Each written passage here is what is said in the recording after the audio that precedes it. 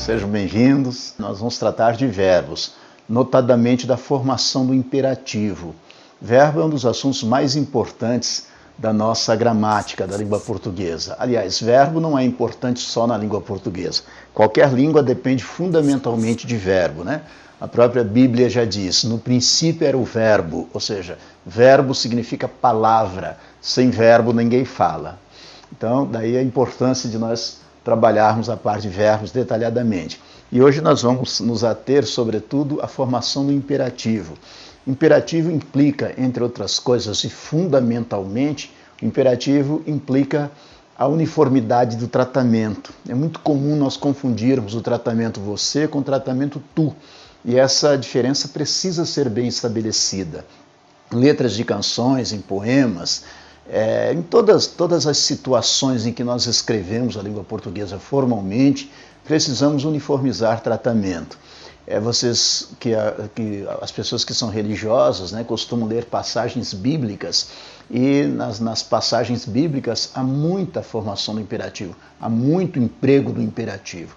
Imperativo é ordem, né? Ordem, pedido, súplica, convite, conselho. Por isso que é importante que nós saibamos usar o imperativo, tanto o imperativo afirmativo quanto o imperativo negativo. O assunto principal da aula de hoje é verbo. Na verdade, verbo é o assunto desta e da próxima live, porque verbo é um assunto tão abrangente, não é complexo, mas é abrangente, então nós temos necessidade de dividir essa live em duas partes. Hoje nós vamos tratar de verbo, notadamente da formação do imperativo. Para que serve imperativo? Imperativo é um dos 3 modos verbais da língua portuguesa. Existem 3 modos verbais, o modo indicativo, o modo subjuntivo e o modo imperativo. O modo indicativo serve para indicar, né, como o próprio nome já diz, né, indica um fato certo, um fato preciso, né, ao passo que o subjuntivo indica um fato impreciso, incerto, e o modo imperativo indica ordem, pedido, súplica, convite, conselho. Imperativo talvez seja o modo verbal que mais se empregue na língua portuguesa, porque imperativo implica, entre outras coisas, ordem. E nós temos o hábito de dar ordem, né? É a tendência natural, não só nós, pessoas, como também as instituições, a todo momento dão ordem, né? Por exemplo, você sai pelas ruas, aí você encontra sinais de trânsito, né, dando ordem. Vire à esquerda, pare, não pise na grama e tantas outras informações aí que a gente vê nas placas com informações relacionadas com o imperativo. Daí a importância de nós sabermos o imperativo. Mas na minha forma de ver, né, o imperativo tem uma implicação muito grande, sobretudo em poemas, letras de canções, em trechos bíblicos, em todas as situações que exigem o domínio formal da língua portuguesa. Eu admito que haja erros, todos nós erramos, né? Mas eu meço, por exemplo, a qualidade de um texto literário pela uniformidade de tratamento. Se um poeta constrói um poema e sabe a diferença entre tu e você, sobretudo, esse poeta já ganha uma grande, vamos dizer assim, uma grande nota da minha parte, né? Não é só da minha parte, todas as pessoas que conhecem a língua portuguesa, as normas da língua portuguesa, têm de ter essa preocupação. E quem escreve a literatura, né? Quem escreve contos, poemas, quem escreve letras de canções, tem de ter esse conhecimento, porque é fundamental. Porque senão você incorre em um erro de concordância, um erro básico, um erro primário de concordância. Imagine você dizendo assim, escrevendo num poema, nós vai, nós foi, a gente fomos, ou seja, são coisas que ninguém admite, né? Portanto, a formação do imperativo tem essa implicação. É claro que às vezes se diz, mas não seria exagero você pensar que é a mesma coisa? Não. Vocês vão ver que, em síntese, acaba ocorrendo erro na uniformidade de tratamento. Veja só, para que serve, como eu disse a vocês, o imperativo? Imperativo tanto afirmativo quanto imperativo negativo. Então, primeiramente, o assunto é verbo, tá? O assunto fundamental de hoje é verbo. Dentro da parte de verbo, nós vamos falar da questão do imperativo. Como eu disse a vocês, imperativo, entre outras coisas, serve para indicar ordem, pedido, súplica, convite, conselho, entre outras coisas, para isso que serve o imperativo. Existe o imperativo tanto afirmativo quanto imperativo negativo.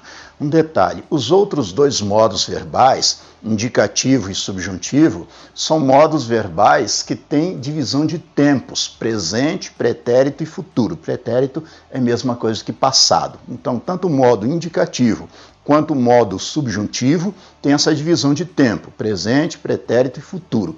Imperativo não. Por que não? Porque imperativo é ordem, imperativo é pedido, é súplica, é convite, é conselho, e não interessa tempo para o imperativo. Existem sim formas. O imperativo pode ser afirmativo ou negativo, ou seja, a ordem pode ser uma ordem afirmativa ou uma ordem negativa.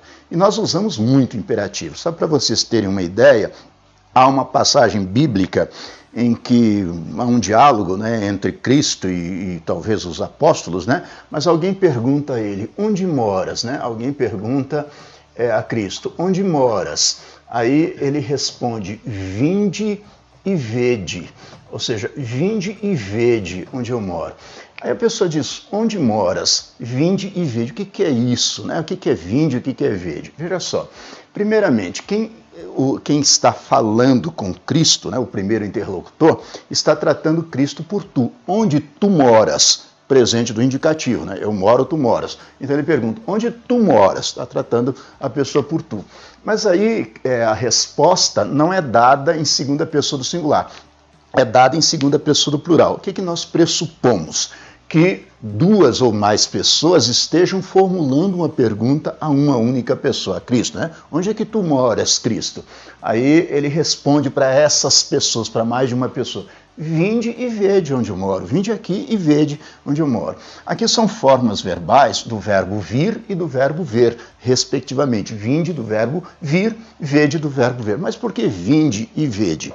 Porque veja só, se Cristo estivesse respondendo aos seus interlocutores, tratando-os por tu também, diria assim, vem e vê, vem e vê.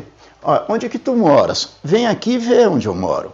Se ele estivesse tratando por você, ele diria, venha aqui e veja onde eu moro. Mas ele está tratando por vós, por isso ele diz, vinde aqui e vede. Então, vinde e vede, o tratamento é vós. Vem e vê, o tratamento é tu. Venha e veja, o tratamento é você. Mas como você sabe isso? É exatamente para isso que nós temos de aprender a formação do imperativo. Eu vou mostrar para vocês. O imperativo aqui, vinde e vede, é uma ordem, não um pedido, né? Vinde aqui e vede. O tratamento vós. Mas veja que é imperativo afirmativo. A pessoa está tratando por vós, dando ordem afirmativa, fazendo um pedido afirmativo, né? Vinde aqui e vede. Da mesma forma, vem e vê, venha e veja. Mas por que vinde e vede, vem e vê, venha e veja? É isso que nós vamos aprender hoje. Para vocês terem uma ideia, quando o tratamento é você, a derivação é do presente do subjuntivo. Então, o verbo vir primeiramente. Que eu venha, que tu venhas, que ele venha. Ele e você são equivalentes. Então venha. Por que é venha? Porque vem do presente do subjuntivo. Que eu venha, que tu venhas, que ele venha. Ele e você são equivalentes. Veja, o verbo ver. Eu vejo, tu vês, ele vê. Presente subjuntivo, né? Que eu veja, que tu vejas, que ele veja. Então, por isso que fica, venha você e veja você onde eu moro. Agora, quando o tratamento é tu ou vós, a derivação já é do presente do indicativo com a supressão da letra S. Eu vou mostrar isso para vocês daqui a pouquinho, passo a passo. Por exemplo, o verbo vir, no presente do indicativo. Eu venho, tu vens. Só que você corta o S, então fica vem. Eu vejo, tu vês, você corta o S, fica vê. Então, vem aqui e vê onde eu moro. E quando o tratamento vós também do presente do indicativo. Eu venho, tu vens, ele vem, nós vimos, vós vindes. Vindes menos o S, vinde. O verbo ver, eu vejo, tu vês, ele vê, nós vemos, vós vedes. Vós vedes menos o S, fica vede. Então, olha a diferença, né? Está tratando, o interlocutor trata por tu. Onde que tu moras? Vinde aqui e vede, ou seja, vinde vós aqui e vede onde eu moro. Ou então, vem aqui e vê onde eu moro. Vem tu aqui e vê onde eu moro. Vem aqui e veja onde eu moro. Observem que isso é muito importante que você saiba. Você vai dizer, mas eu emprego isso? Deve empregar sim. Você emprega, na verdade, todos os dias. O grande problema é que, às vezes, na maioria das vezes, né, nós empregamos de forma errada. Pois bem, então nós vamos mostrar a vocês essa formação do imperativo. Como é que eu sei que o tratamento é tu, que é você, que é vós? Para isso nós precisamos saber o imperativo.